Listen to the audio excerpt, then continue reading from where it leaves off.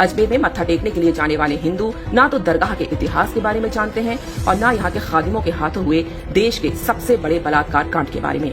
किसी सूफी की दरगाह नहीं बल्कि यहाँ ना जाने कितनी अबोध हिंदू लड़कियों की चीख भी दफन है।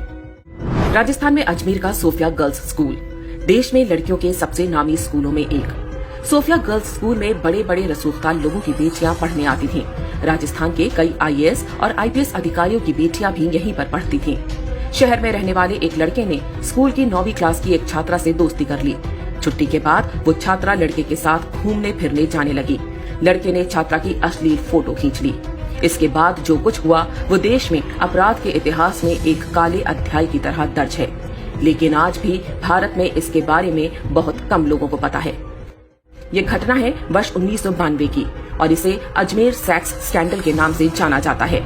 सोफिया कॉलेज की 9वीं क्लास की छात्रा से दोस्ती करने वाले युवक का नाम था फारूक चिश्ती। उसका परिवार अजमेर के ख्वाजा मोइनुद्दीन चिश्ती की दरगाह पर खादिम का काम करता था। फारूक चिश्ती अजमेर युवा कांग्रेस का अध्यक्ष भी था। छात्रा को प्रेम जाल में फंसाने के बाद फारूक चिश्ती ने उसकी अश्लील तस्वीरें ले ली और फिर ब्लैकमेल करना शुरू कर दिया। पहले छात्रा का यौन शोषण होता रहा, फिर उससे कॉलेज की दूसरी सहेलियों को लाने को कहा गया। एक के बाद एक लड़कियां इस जाल में फंसती गईं और इज्जत बचाने के लिए वो अपने साथ दूसरी लड़कियों को भी लाती गईं। कुछ से तो उनकी भाभी और बहनों को लाने को भी कहा गया था। पहले एक लड़की, फिर दूसरी और फिर तीसरी। बहुत जल्द ही इस गिरोह के जाल में लगभग 200 से अधिक हिंदू लड़कियां फंस चुकी थीं। अपुष्ट दावों के अनुसार लगभग 250 लड़कियां गिरोह के जाल में फंस चुकी थीं। ये लड़कियां किसी गरीब या मध्यम वर्गीय परिवारों की नहीं बल्कि अजमेर के सबसे रईस परिवारों की थीं। यह सब कुछ होता रहा और किसी लड़की के घर वालों को भनक तक नहीं लगी। यह मात्र संयोग नहीं था कि सिर्फ हिंदू लड़कियों को ही निशाना बनाया गया, मुस्लिम लड़कियों को छुआ तक नहीं गया। जिन लड़कियों से बलात्कार हुआ उनमें से अधिकांश 10वीं और 12वीं क्लास में पढ़ती थीं। मास्टरमाइंड फारूक चिश्ती अकेला नहीं था, उसके साथ अजमेर शरीफ दरगाह से जुड़ा एक पूरा गिरोह सक्रिय था। उसके मुख्य सहयोगी थे नफीस चिश्ती और अनवर चिश्ती। ये दोनों भी युवा कांग्रेस के नेता थे। बहुत संगठित ढंग से उनका गिरोह अपना काम करता रहा। मजहबी और कांग्रेसी संरक्षण मिला हुआ था, इसलिए डरने की वैसे भी कोई बात नहीं थी। अजमेर के ही एक फार्म हाउस पर यह काम बड़े आराम के साथ चलता रहा। लड़कियों को लेने गाड़ी जाती थी और बाद में उन्हें घर तक भी गाड़ी से छोड़ा जाता था। बलात्कार के समय उनकी फोटो खींच ली जाती थी ताकि वो किसी के आगे मुंह खोलने की हिम्मत ना करें। जमाने में आज की तरह डिजिटल कैमरे नहीं होते थे। तब कैमरे की रील ढूंढने जिस स्टूडियो में गई वह भी एक मजहबी व्यक्ति का था।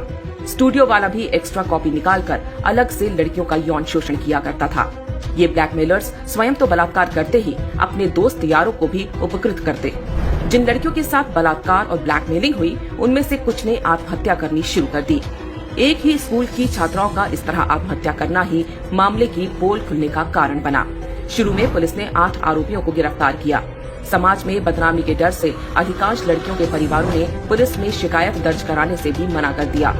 जो 12 लड़कियां हिम्मत करके पुलिस के पास गईं, उनमें से भी 10 बाद में पीछे हट गईं, क्योंकि आरोपी उन्हें धमकियां दिलवा रहे थे। बाकी बची 2 लड़कियों ने ही केस को आगे बढ़ाया।